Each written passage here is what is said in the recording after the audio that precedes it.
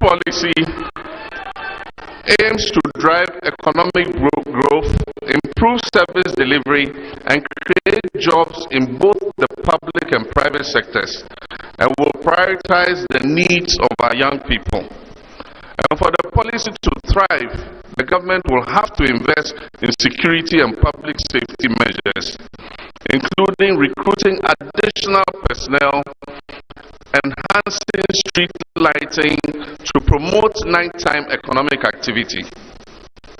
Essential components of the public sector's 24-hour service, that is for the public sector, would include a 24-hour port and harbor, 24-hour custom service, 24-hour banking service, 24-hour vehicle licensing service,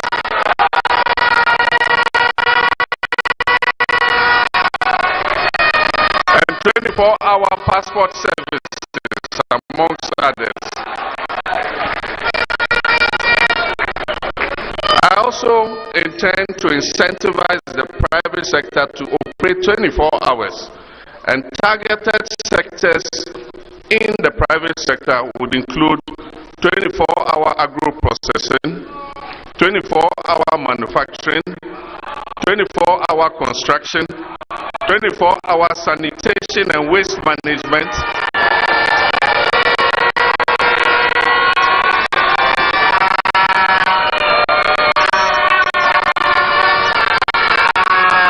24-hour transport services, 24-hour financial institutions, and 24-hour retail and tourism services.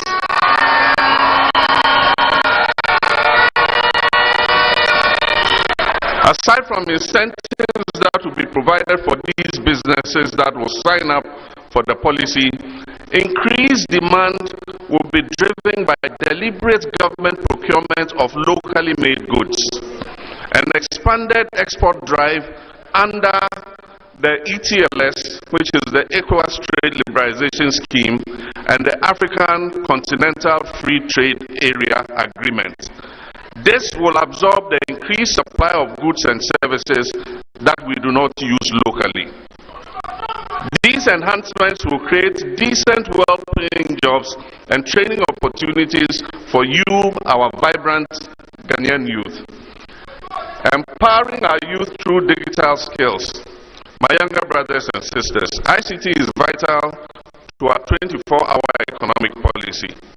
We will equip young people with digital skills and job opportunities, including the 1 million coders program that I referred to previously.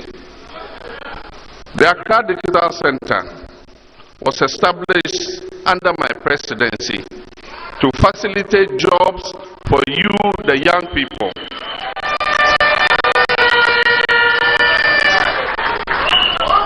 We will decentralize the center to other regions, and these centers will train students and unemployed graduates, enabling them to capitalize on digital job opportunities. We will work with the telecom companies to reduce data costs and deploy free Wi-Fi in all our schools and selected public places.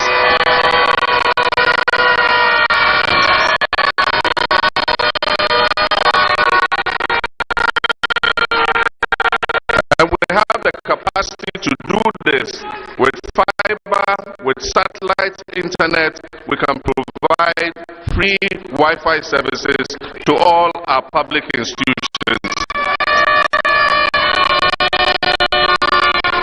My dear Ghanaian youth, the 8-hour work system that we currently operate is woefully inadequate to generate the production, the productivity, and well-paying jobs that are needed to revive Ghana's bankrupt economy. They are also inadequate to produce enough jobs for our young people.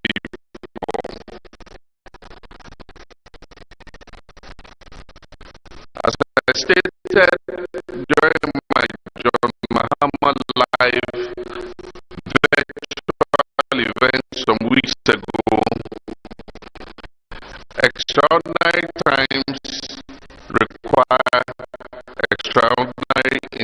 interventions for exceptional results.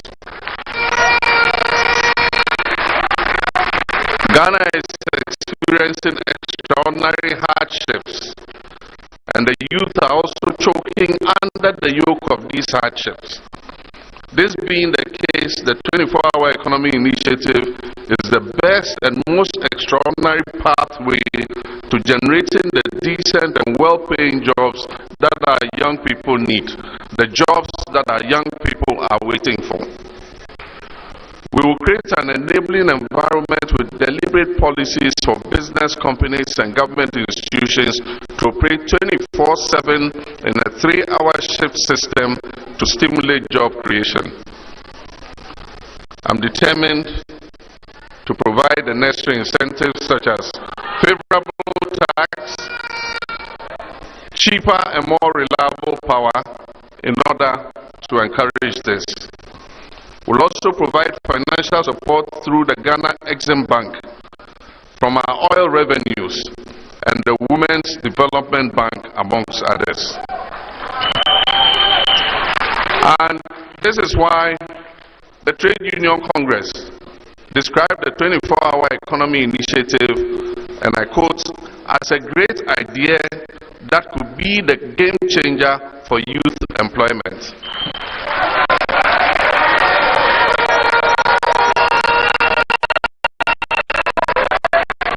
And also note that the Ghana Federation of Labour, the Chamber of Local Governments, the National Union of Ghana Students, and the IEA, amongst many other well-meaning Ghanaians, have spoken favorably about the 24-hour economy initiative. We shall not fail them. We shall deliver to exceed their expectations.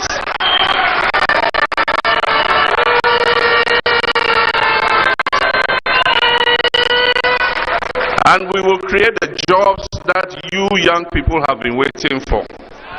And when these jobs are created, none of you will be left out.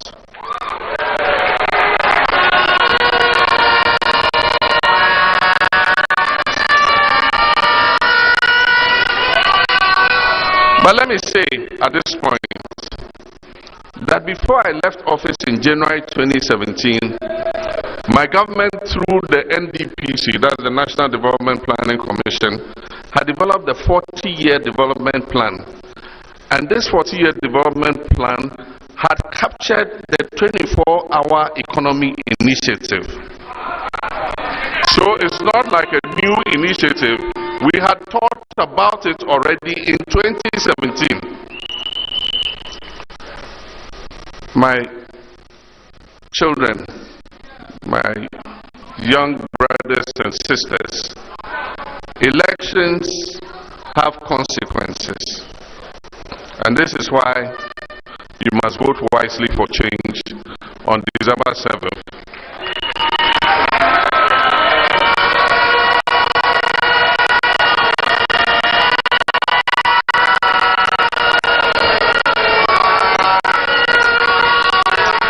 You must vote for John and Jane, and also for your NDC parliamentary candidates.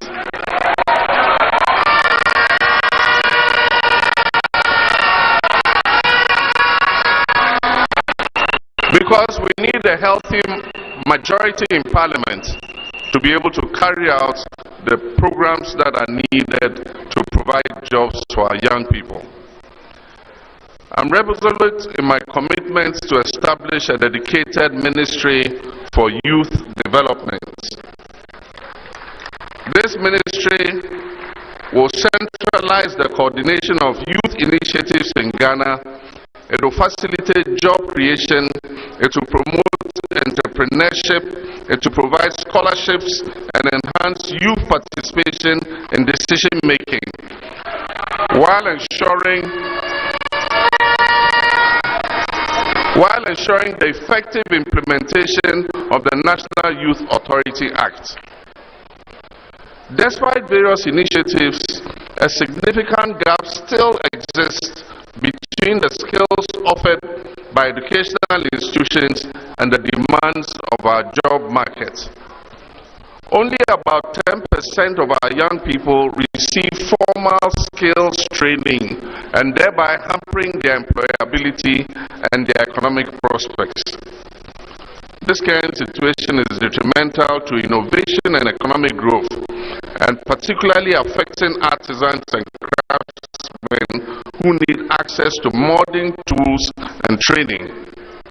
And therefore, to address these shortcomings, the next NDC government will partner with religious bodies and other non-governmental organizations to invest in diverse skills development programs to enhance the economic opportunities that are available to our young people.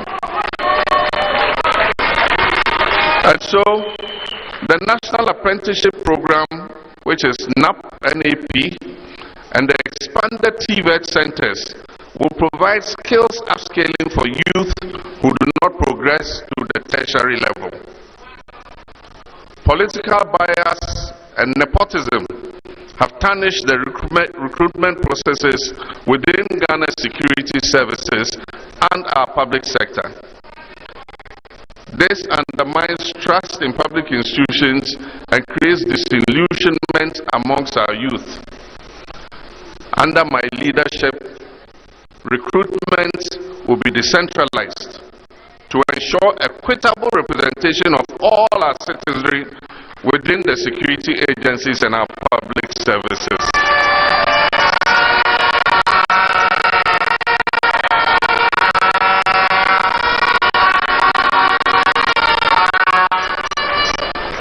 We shall not do secret recruitment in the bedrooms of party chairmen or in chiefs' palaces. We will give the opportunity for all young Ghanaians who want to serve to be able to do so. According to a 2023 study by the Center for Democratic Development, 55% of young professionals in these fields reported delayed postings or recruitment bottlenecks due to favoritism and political interference. Now talk about challenges in our secondary and tertiary education sectors. Our secondary education sector is grappling with overcrowding and inadequate resources, contributing to diminished quality overall. A study by Africa Education Watch revealed that between the 2019-2020 and the 2022-2023 academic years, government's annual per student spending under the free SHS program was only 23%, while parents bore the remaining 77% of cost of education. The next NDC government will improve the free SHS program. We will engage the stakeholders in education and ensure proper infrastructure and sustainable dedicated funding for free SHS.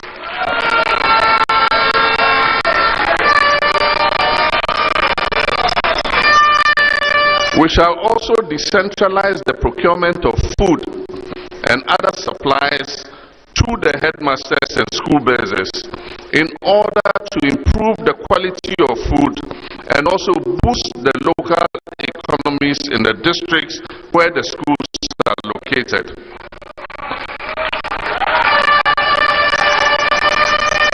We shall expand access by building more infrastructure in existing secondary schools, and we shall dedicate funding to completing the E-blocks in order that more children can have the opportunity to go to school. We will abolish the double track system.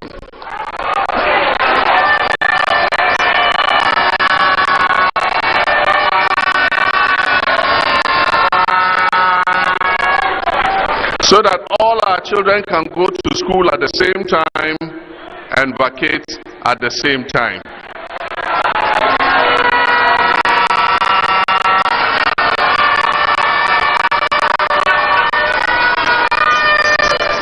Our kids should not come and stay at home for 4 months and go to school having forgotten everything they learned in the previous term. Moreover, tertiary students face financial barriers, with over 40% struggling to afford education and accommodation. And as I recently announced during a visit to the University of Ghana, my government will partner with the private sector to demarcate a portion of the vast tracts of land that the universities are holding to construct hostels for students on campus at reasonable rates.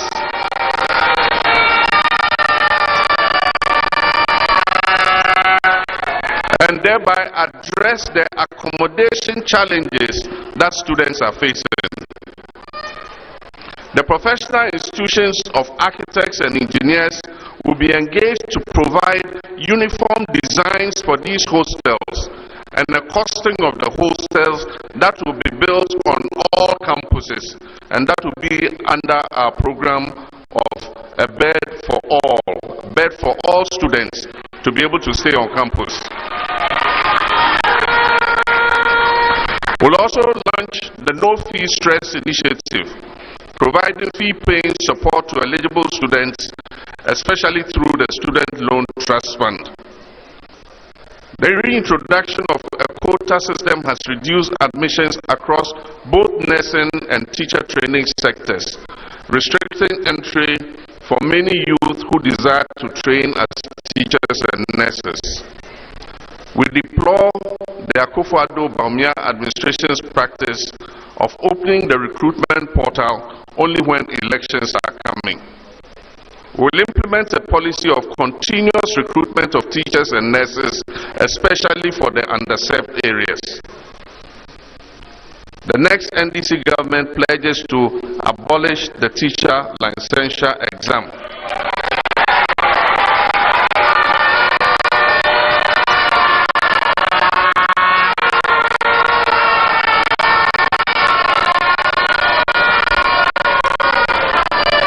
We will make teacher licensing a part of the final year program in colleges of education. The John and Jane administration will implement strategies to address teacher accommodation challenges, especially in rural areas, offering incentives to encourage them to accept postings to underserved areas. Ladies and gentlemen, my brothers and sisters, only 20% of youth-led startups receive the necessary funding or mentorship. This lack of support results in high failure rates among young entrepreneurs, stifling innovation and job creation. And so the next NDC government will prioritize support for young entrepreneurs to ensure that they have access to capital and business development services and training. We will support them with funds to start and accelerate the pace of already existing youth-owned businesses. And now, the iconic Women's Development Bank.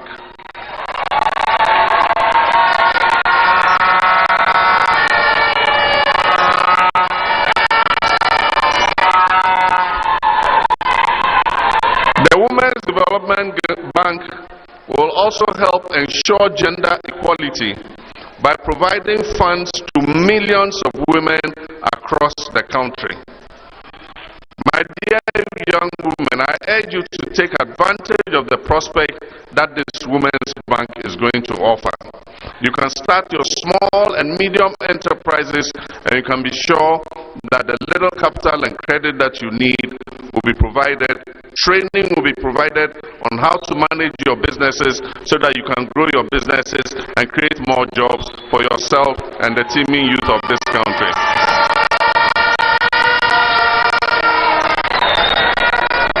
This unique bank will focus on job creation and the myriad of challenges women-owned businesses face in accessing credit and financial resources.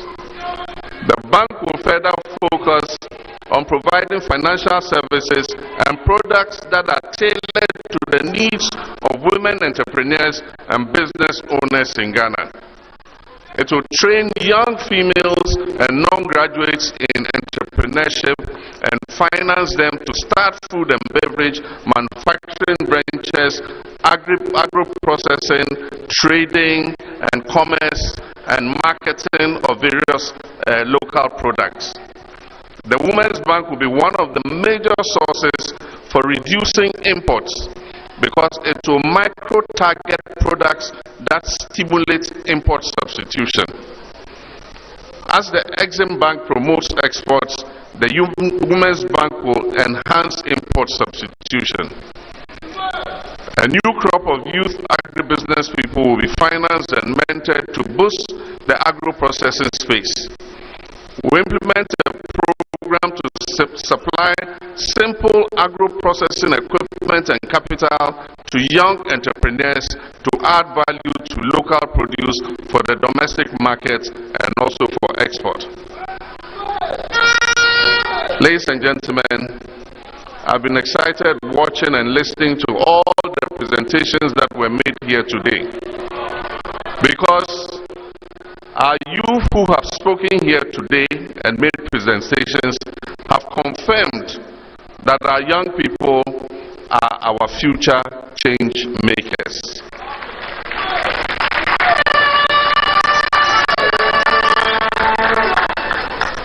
For me, John Dramani Mahama, I've always recognized the incredible potential and power of our young people.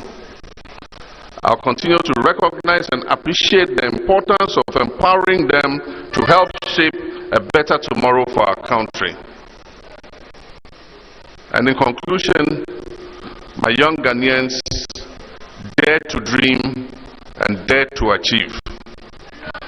Our dreams can transform not only our future, but also the future of our communities, our country, and the world at large. You are the catalyst for positive change, and through you, your inspiring actions and determination, we can bring about the transformation change that our world and our country desperately needs. Young people, remember always to dream big, remember always to aim high, and remember always to strive for greatness. The power you wield as a young Ghanaian is immense and powerful. By unleashing your potential and embracing your destiny, you can make a global impact.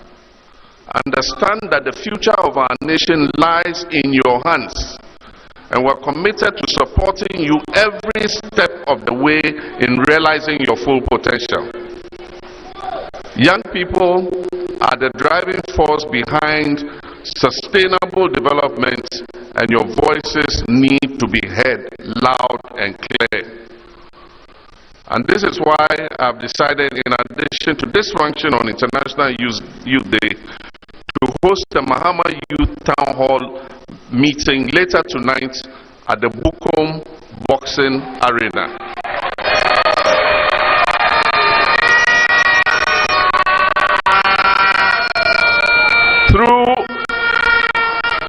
Through this one-of-a-kind event, I will engage with young people directly and listen to your concerns and aspirations. Your vote as a young Ghanaian is not just a choice, but it's a powerful tool for shaping the future of our country. And so as you join hands with me to build the Ghana we want together, I assure you I will wage a relentless fight against corruption.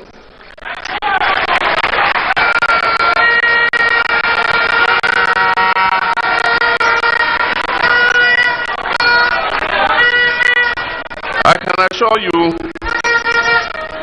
corrupt officials will be brought to book, whether they are serving in the current administration or in the administration that I will lead by the grace of God come January 7th, 2025.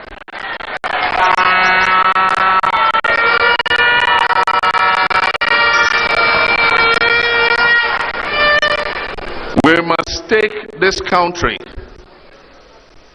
that was given to us, bequeathed to us, by those who struggle for independence, including our world-recognized founder, Dr. Kwame Nkrumah. We must take this country.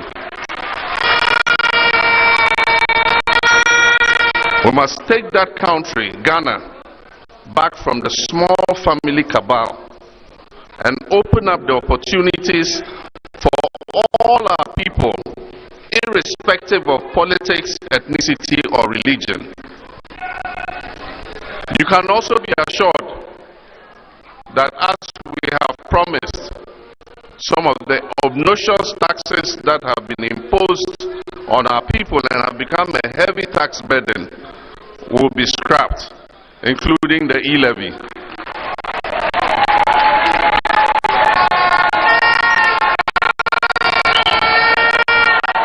The betting tax, emissions, and other taxes.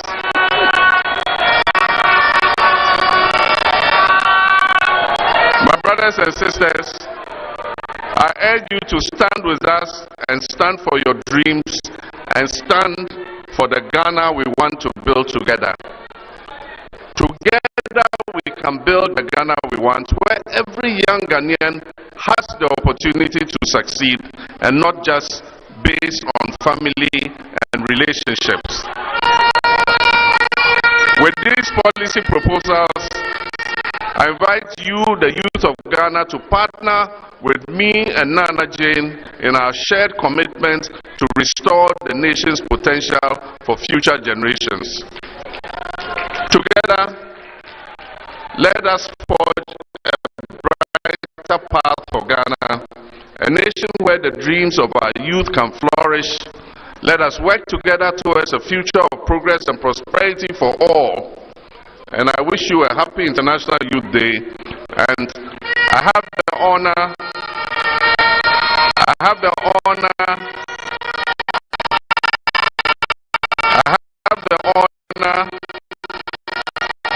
and privilege to declare the NDC National Youth Manifesto duly launched.